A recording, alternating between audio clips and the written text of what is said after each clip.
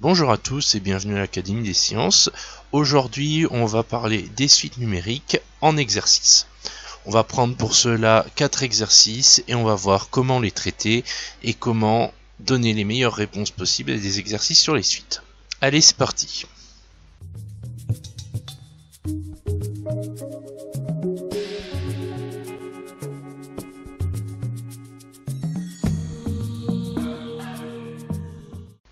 Alors on va commencer par jeter un œil au sujet. Donc le sujet est composé, comme j'ai dit, de 4 exercices. Premier exercice, un exercice pour tracer une suite. Le deuxième exercice, un exercice de calcul de suite.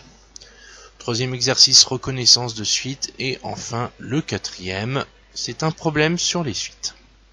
Alors, on va commencer dans l'ordre par le premier. Je vais l'agrandir un petit peu. Donc, dans ce premier exercice, on nous donne une suite arithmétique de premier terme U1 égale 2 et de raison 1. Première question, déterminer les 6 premiers termes de cette suite. Alors, là, on a le premier terme déjà, donc ça c'est autant de boulot en moins, et il nous faut les 6 premiers en tout. Donc du coup, U1 égale 2. Pour obtenir le deuxième terme, vu que c'est une suite arithmétique, il va falloir ajouter la raison. Donc si U1 égale 2, on aura U2 est égal à 2 plus 1, ce qui vaut 3. Maintenant qu'on a le deuxième terme, on peut calculer le troisième terme. De la même façon, on aura U3 est égal à U2 plus la raison, donc plus 1. Ce qui nous donnera U3 est égal à 3 plus 1, ce qui vaut 4. Ce qui fait qu'en définitive, les 6 premiers termes de la suite, ça sera 2, 3, 4, 5, 6 et 7. On s'arrête bien à 7, on ne va pas plus loin puisqu'on ne demande que les 6 premiers termes. La deuxième question, dans le repère qu'on nous donne, on nous demande de placer les différents points qui correspondent aux différents termes de la suite. Uniquement les 6 premiers vu qu'on a calculé que les 6 premiers. Alors, ce qu'il fallait tracer, ça apparaît maintenant. Donc on remarque bien sur le tracé qu'on n'a que des croix. On n'a pas de traits qui relient les points. Et ça, il ne faut surtout pas relier les points quand on trace une suite. C'est vraiment très important. On vous demande de tracer une suite, on ne met que les points, rien d'autre. Si pour vérifier que vous voulez avoir une suite arithmétique et que c'est bien le cas, vous pouvez éventuellement mettre des pointillés pour montrer que les points sont alignés, mais jamais de traits pleins. C'est les points uniquement, et on peut éventuellement mettre des pointillés pour des traits de construction ou pour vérifier si les points sont alignés ou s'ils forment une courbe régulière ou peu importe. Mais jamais de traits continus pour représenter une suite. Uniquement des points, éventuellement les pointillés. Voilà pour cet exercice. On va maintenant passer à l'exercice 2, que voilà. Donc cet exercice 2, c'est un exercice de calcul de suite qui est composé de 5 questions avec 5 suites à calculer. Et à chaque fois, on vous demande de calculer les 5 premiers termes. Alors, bien évidemment, dans l'énoncé, on vous dit calculer les termes U2, U3, U4, U5, tout simplement parce que U1 est donné. Si on ne vous le donnait pas, U1, on ne pourrait rien faire. Donc on a 3 suites arithmétiques et 2 suites géométriques. Je rappelle qu'une suite arithmétique, on prend le premier terme, on additionne la raison pour obtenir le deuxième terme. Pour obtenir le troisième terme, on prend le deuxième terme, on additionne la raison, et ainsi de suite. Et pour les suites géométriques, c'est à peu près pareil, sauf qu'on multiplie. Donc on prend le premier terme, on multiplie par la raison pour obtenir le deuxième terme. Pour obtenir le troisième terme, on prend le deuxième terme qu'on multiplie par la raison, et ainsi de suite. Donc, on a 5 questions qui sont relativement similaires. Donc les 3 premières suites arithmétiques, 2 dernières suites géométriques. Il faut simplement appliquer la règle pour calculer les suites et ça va nous donner ceci que j'ai mis dans un tableur. Alors pour la première question, c'est ce qui se trouve en colonne B. Donc on avait comme premier terme 5 que j'ai mis dans la première case et ensuite raison 3, donc on additionne 3 à chaque fois. Ce qui nous donne bien 5, 8, 11, 14 et 17.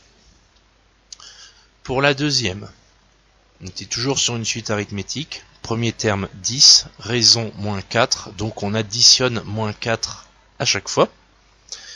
Et le fait d'additionner un nombre négatif, ça revient tout simplement à soustraire. Donc 10 moins 4 donne 6, et ainsi de suite. On obtient donc 6, 2, moins 6. La troisième suite, qui est toujours une suite arithmétique, avait pour premier terme 5, et pour raison 20. Donc là, on additionne à chaque fois. 5 plus 20, 25, et ainsi de suite. Donc on obtenait 5, 25, 45, 65, 85. La suivante, cette fois-ci, c'était une suite géométrique. Premier terme, on nous donnait c'était 5, on nous donnait la raison, 3. En multipliant 5 par 3, on obtient bien 15. En multipliant 15 par 3, on obtient bien 45, et ainsi de suite. Ce qui nous donnait donc 5, 15, 45, 135 et 405. Pour la dernière, encore une fois, suite géométrique. Voici premier terme 8, raison 1 demi. Donc il fallait multiplier par 1 demi, ce qui revient en fait à diviser par 2. Et donc on obtenait 8, 4, 2, 1 et 0,5. Alors ce genre d'exercice, c'est vraiment un exercice très facile, sur une application directe des notions de cours sur les suites arithmétiques et géométriques. Le troisième exercice, là aussi c'est un exercice vraiment de base sur les suites. Je ne vais pas dire qu'il est simple parce qu'il y a quelques pièges dans celui-là, mais ça fait partie des exercices qu'il faut apprendre à maîtriser pour comprendre les suites. Alors, l'objectif était pour chacune des suites suivantes de dire si c'était arithmétique ou géométrique et éventuellement de préciser la raison quand la raison existe. Alors, déjà sur ce point, la raison existe si la suite est géométrique ou arithmétique. Si la suite n'est ni géométrique ni arithmétique, c'est donc une suite quelconque, il n'y a pas de raison. Donc là, la question est un peu plus courte. Alors, pour la première, on nous donnait une suite qui nous allait de 25 en premier terme, moins 20 deuxième terme, ensuite 15, moins 10, 5 et 0. Alors déjà, si on regarde, pour aller de 25 à moins 20, il faut retirer 45. Donc ça veut dire que 25 plus moins 45 donnera moins 20. Pour aller de moins 20 à 15, il faut additionner 35. Donc déjà là, on peut dire, rien qu'avec cet argument, que ce n'est pas une suite arithmétique. Presque elle est géométrique. On peut déjà dire que non, parce que si on regarde pour le sixième terme, on a 0. Et à partir du moment où il y a 0 dans une suite géométrique, ça veut dire que tous les termes valent 0. Donc là, c'est pas le cas, donc c'est pas une suite géométrique. Donc ça, c'était une des façons de faire. L'autre méthode aurait consisté à prendre le deuxième terme divisé par le premier terme, ensuite prendre le troisième terme divisé par le deuxième terme, et ainsi de suite, et vérifier qu'on obtenait toujours la même chose pour prouver qu'elle était géométrique. Là, ça n'aurait pas été le cas. Et pour les suites arithmétiques, c'est en faisant des soustractions, donc second terme moins premier terme, ensuite troisième terme moins second terme. Si on obtient toujours la même chose, c'est suite arithmétique, sinon c'en est pas une.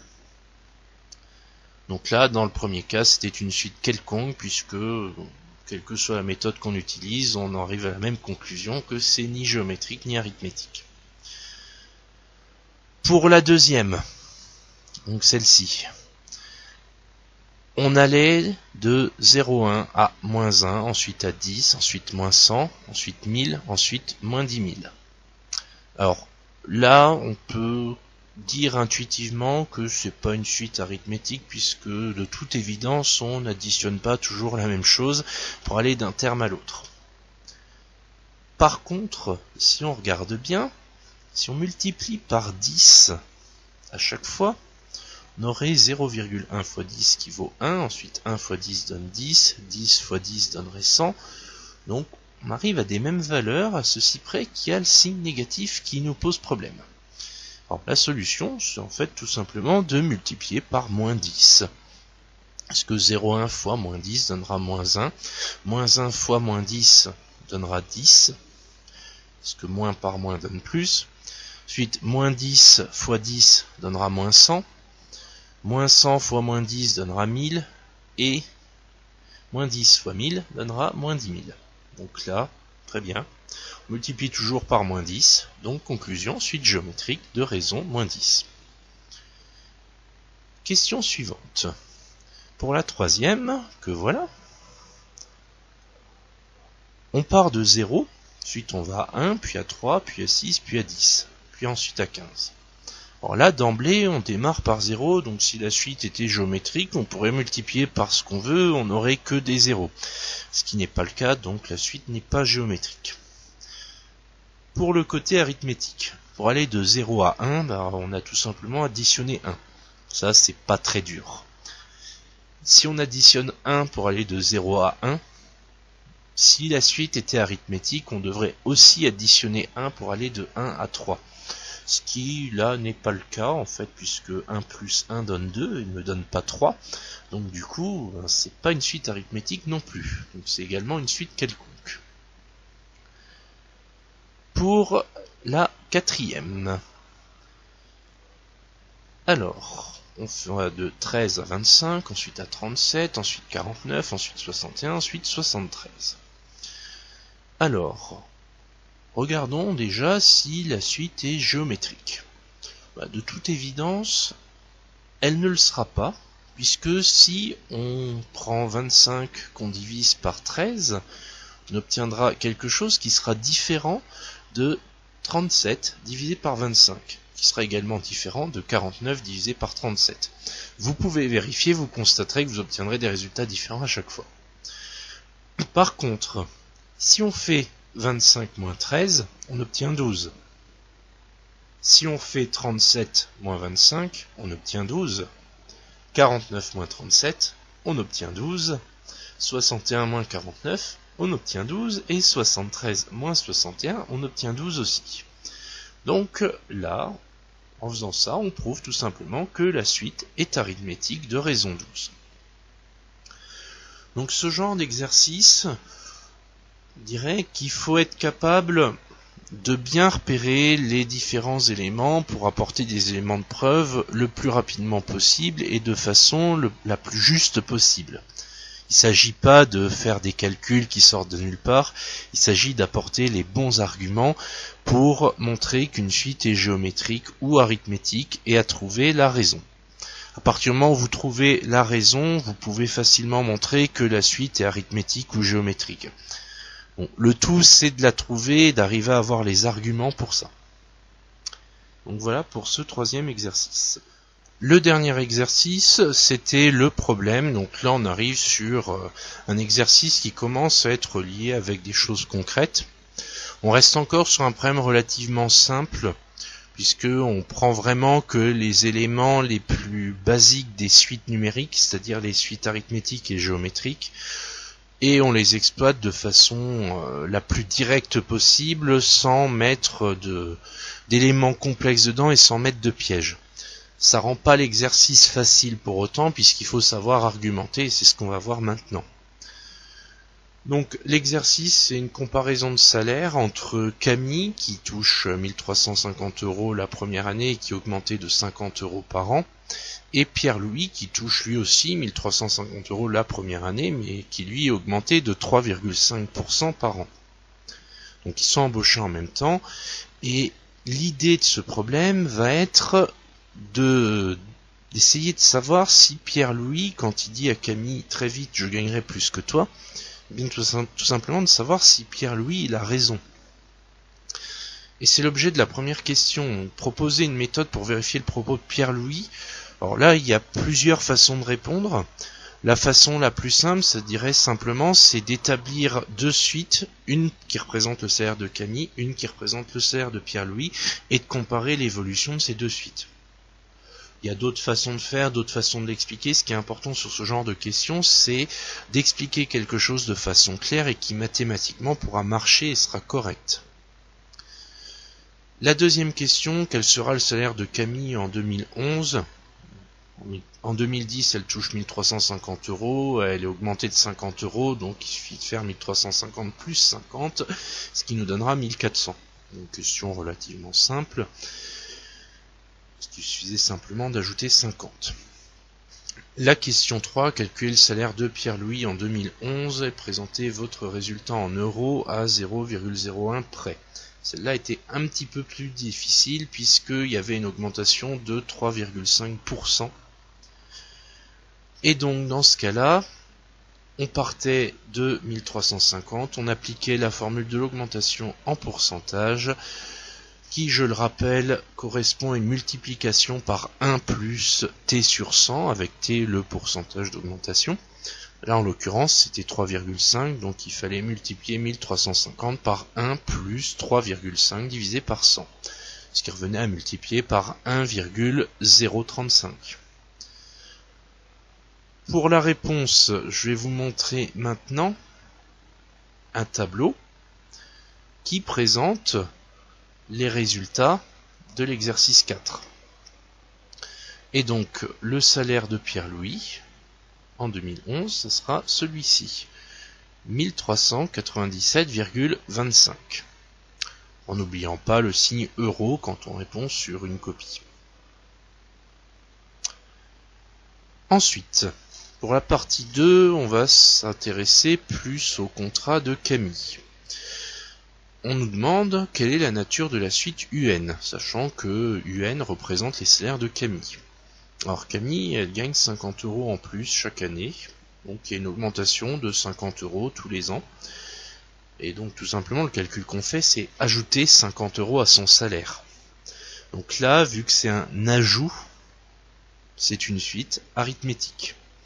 Arithmétique, addition, donc nature de la suite UN, suite arithmétique. On précise en justification que c'est parce qu'on augmente de 50 €, on additionne 50 € au salaire chaque année. Quelle est sa raison? Puisqu'on additionne 50 € à chaque fois, la raison elle est de 50. Et pour la question 3, c'est pris d'une manière générale UN plus 1 en fonction de UN. Là, il faut utiliser la formule qui est donnée dans le cours qui nous dit que UN plus 1 est égal à UN plus R, avec R la raison. Donc là, partie 2 qui est relativement facile quand on connaît bien le fonctionnement des suites arithmétiques. Pour la partie 3, le contrat de Pierre-Louis, ça a globalement la même structure, formulée un petit peu différemment. Pour la question, il nous demande cette suite numérique constitue-t-elle une suite géométrique? Donc là, on mettait un petit peu sur la voie. On ne demandait pas de justifier. Cela dit, on va quand même justifier, hein.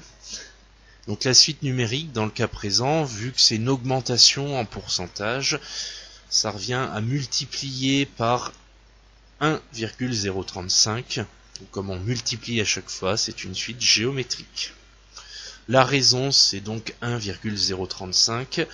Et l'expression générale de U'N plus 1 en fonction de U'N. Là, la formule, il faut la chercher dans son cours, dans ses connaissances. Et cette formule, ça donnera U'N plus 1 sera égal à U'N multiplié par 1,035. Donc voilà pour les questions qui étaient posées dans cet exercice. En allant un petit peu plus loin, pour vérifier le propos de Pierre-Louis, il fallait prolonger les calculs, calculer les différents termes des deux suites qu'on avait établis sur plusieurs années. Et on trouvait que en l'espace de 5 ans, c'est la ligne qui est en jaune, on avait le salaire de Pierre-Louis qui dépassait celui de Camille. Et après, l'écart ne cessait de s'amplifier pour atteindre des écarts assez importants au fur et à mesure. D'une façon générale, les suites géométriques vont peut-être démarrer plus lentement que les suites arithmétiques, mais finiront toujours par atteindre des niveaux nettement plus importants.